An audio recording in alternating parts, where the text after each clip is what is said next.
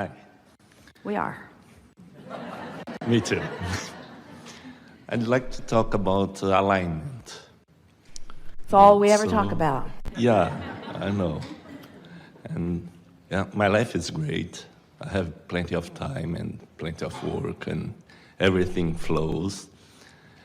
And there are some times when I really feel such an alignment that it's different than the everyday feeling, although I'm always feeling good. You know what that is? You've allowed, for whatever reason, enough momentum that you've really tuned in to the frequency and the flow of who you are. And in those moments, you are truly seeing the world through the eyes of who you really are. Yeah, and that's the feeling that I want to have all day, every day. Anything less than that is well, we know. Interesting. Esther's been claiming the same. She's been saying she's a vibrational snob because she likes that feeling. But when you think about it, isn't contrast part of what sharpens your appreciation and therefore your enjoyment of things? In other words, when you think about it, when you think about eating a really wonderful meal, Esther and friends, everyone who was helping to set up here, had dinner last night. And at the end, someone said, this was just delightful from beginning to end. His feeling of satisfaction was so pointed, and his degree of appreciation was so rich. And Esther was feeling the same thing. They all were. They'd had a really good time. They had a really wonderful meal. But if the waiter had come back around and said, all right, now what can I get you? What? Let's start again. Let's eat again. And then again. And then again. And then again. And then again. In other words, and we're not saying that you want to dip into despair, but there is nothing wrong with moving in that vibration of alignment from faster moving momentum to not so fast moving momentum. In other words, perspective is all a really good thing. Yeah, I guess I really like momentum. And so, and since it's getting better and better, I think that I want those high-flying momentums to get higher, so when it's not so high, it's still very high. But you know what's happening? The reason that we're having this conversation is because you're dipping from that high momentum, and that's why we're having this conversation, and you're trying to fix that. Uh-huh. Isn't that interesting? Because we're not having a conversation about the high momentum. You're talking about the absence of it. So let's skip it. So there's a. I don't want this conversation anymore. Let's go to another one. Isn't it interesting? Isn't it? Because every subject is really two subjects. What is wanted is on one end of the stick, and the absence of it is on the other. And you know what? It's all right. We want you to embrace your highs and your lows. We want you to feel good about your positive emotions and your negative emotions. That's really what unconditional love is. Unconditional love is a knowledge that love and alignment and clarity and well-being and thriving and worthiness is who I am. That's just who I am. And nothing, no matter how it appears in this moment, is taking away from who I really am. And of course, I have the ability to look and look and look and look and to experience whatever it is I'm choosing to look at and experience. But it doesn't take away from who I really am. I am unconditionally solid. That's really what we want you to reach for. I'm unconditionally solid. And of course, you prefer feeling better than not good. Of course you do. That's a given. We just know for sure that when you focus upon how much you like to feel appreciation will show up more and more and more and more and more. And when you are missing it, the absence of it shows up more and more and more and more and more. Law of attraction is just this glorious, consistent best friend you've ever had. Because it never gets squirrely on you. It's never arbitrary. It's always, always, always consistent. You can always count on it. Well, isn't that something good to know? I get to feel as good as I choose to feel in every moment of my life experience. And the more you care about that and the more you accomplish that, then the easier it is to ride that out. Esther woke up this morning. She was just feeling glorious. And she looked out, and the day is all misty. It feels like Thanksgiving. And then she thought, sometimes every other, or we have an open house following the event. But this time, when Esther thought about it, she thought, this isn't a good time for this. She could just feel that the weather wasn't going to hold. They usually hold it out at the property. It's an outside event. And so she just could feel that this didn't feel like the time for that. So she was all lined up with that. She'd done her focus wheels, and she was looking forward to seeing all of you and knowing that this was going to be a wonderful, dynamic day. It always is, but she loves the richness of this crowd. And then she heard from someone that some people were disappointed that there wasn't going to be an open house, and couldn't we just kind of put something together? And Esther got all flustered as she got focused upon the disappointment of someone else. And then as she was sitting back here getting ready for you, she could hear you and feel you, and she thought, why in the world would I focus upon anything that would take me from my alignment? And the reason is because somebody dished it up and handed it to you. In other words, it's like you feel like you have a responsibility to take what people offer to you, but you don't.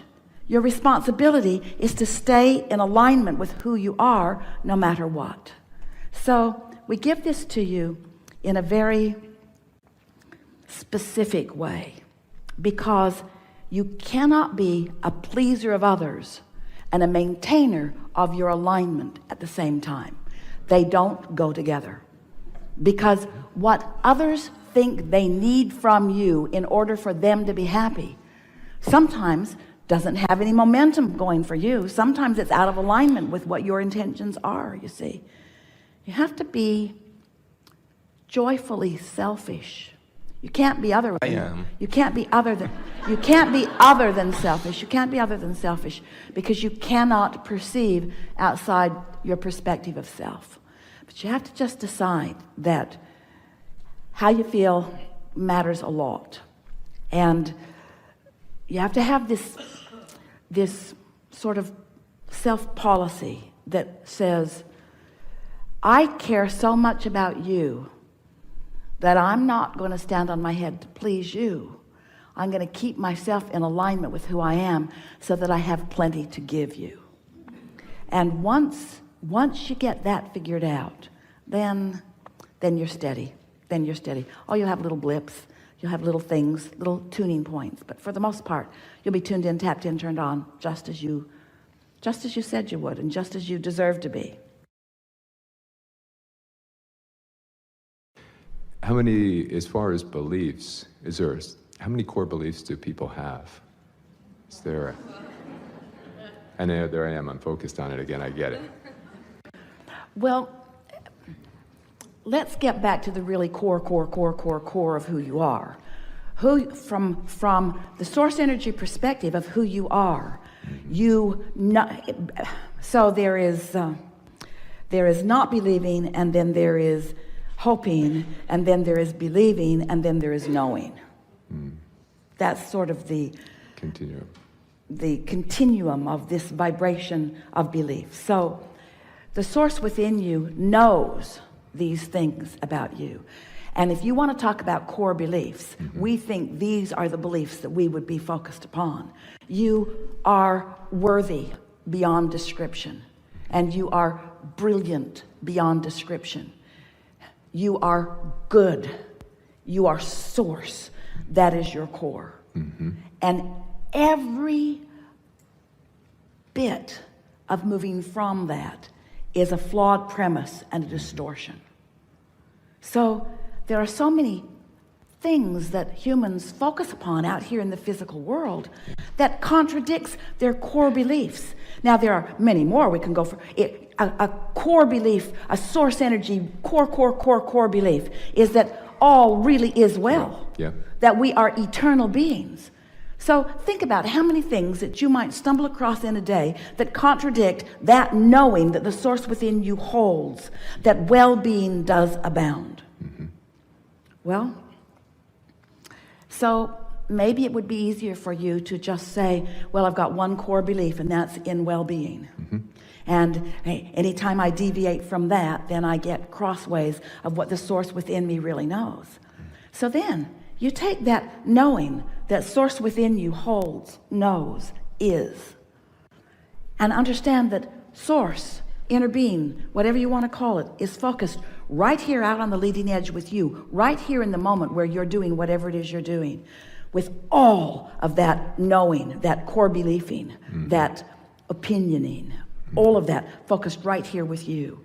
And you can tell in every single moment what your deviation of that core is. You can just tell. So we really want to say to you, we don't want to be impertinent, but we sort of kind of do. Yeah. We want to be so blunt. What difference does it make how many different ways you all have figured out to deviate from the core premise of well-being? In other words, because when you start counting them, those are the things that you're counting. There's just a belief in well-being, a knowing in well-being, an expectation of well-being. And you know what? Well-being continues and continues and continues. This earth spins in its orbit in perfect proximity to other planets.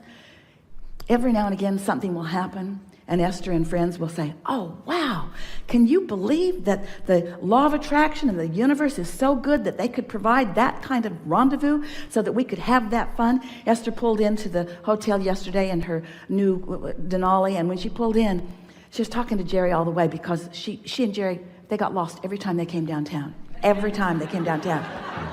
But yesterday, she didn't get lost, and she said, you're much better now, Jerry. That broader view thing's really working out. And when she pulled up to the ramp, her odometer read 2222. And Esther goes, wow, oh wow, that must have been why I turned over there to throw my trash away, so that it would be right at 2222.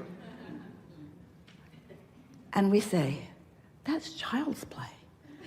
We keep your Earth spinning in its orbit in perfect proximity with other planets. In other words, do you have any idea how much consciousness and well-being is focused upon all that you are? Find any little piece of anything that feels good and give it your undivided attention, and call it my core belief for today. Yeah. My core belief for today. Esther has a bumper sticker. It's not a bumper sticker, it's a dash card plaque. Some of you may have them too. And when you look at it, you can't read it because it's all backwards. But when you lay it on your dash, it reflects into the window, and it says, things are always working out for me. That's your core belief. Yeah. Things are always working out for me. In what way, in this moment, can the universe demonstrate to me the goodness that is me, the clarity that is me, the love that is me, the worthiness that is me? And oh, the demonstrations are so powerful, but you all are like little prickly pears. They're just sort of holding it off. Well, I picked up this belief when I was in the second grade, and this one in the third grade, and my mother never stopped drumming this one into my head, and so I'm a broken person, Abraham. I can't accept the perfection that is me quite yet. And we say, well, get on with it, will you?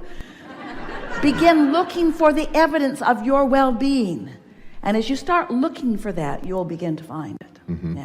Yeah, that was perfect, because that's really where I was trying to go. Yeah. And so thank you. That was perfect. Yeah. I am complete. Really good.